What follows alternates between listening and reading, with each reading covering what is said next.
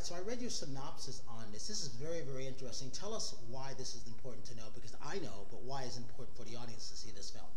Um, a lot of civil rights in the Japanese American community is associated more with men traditionally, particularly with the story of the camp experience. I mean, we know of the three coram nobis complainants against the government who were denied their civil rights and they were put into prison. But we know very little about the women who participated in the civil rights movement. And so, you know, I think it was spurred on by the whole revolution of the 60s and 70s.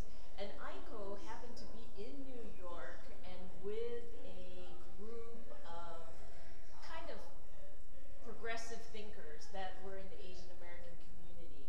And I think her story shifts and changes dramatically from that point on. Part of my story is how Aiko and my mother were very close friends when they were growing up. They were neighbors, they were classmates, and they were best of friends from 8 to about 17 years old.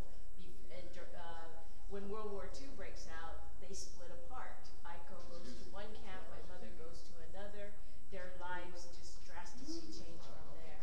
So I think the story of this 92-year-old woman sort of forging ahead in this anger, this sort of a person with a cause, she picks up on what she knows how to do best, which is clerical work, which is organizing papers, which is reading, researching all the minutia of what happened to Japanese Americans during World War II.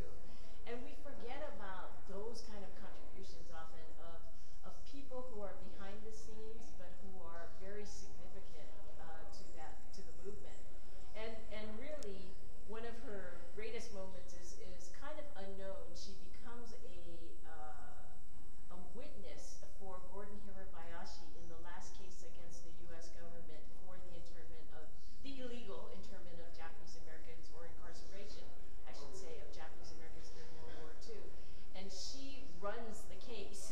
She knows more than Victor Stone, the lawyer, about where the documents are, where he would find certain things, you know, and totally kind of dismantles Victor Stone's case. And I think that is one of the pieces that is in the film that very few people know about.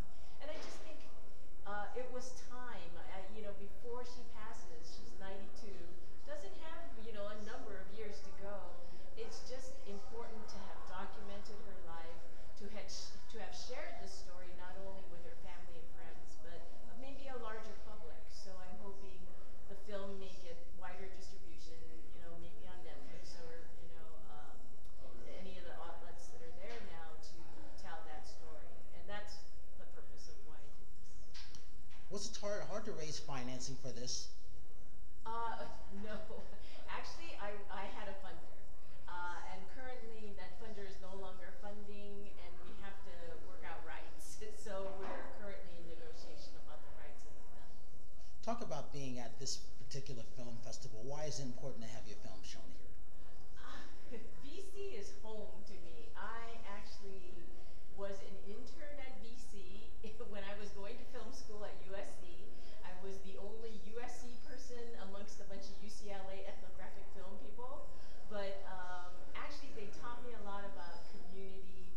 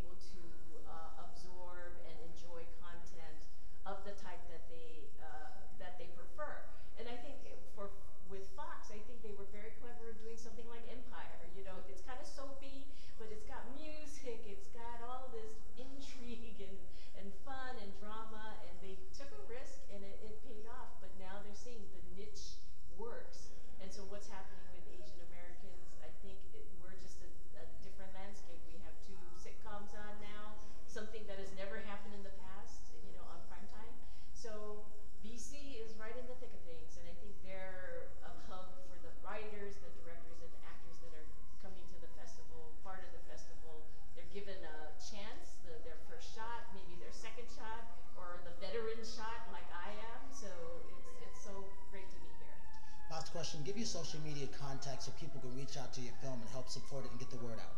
I'm on Facebook. I'm Janice D. Tanaka.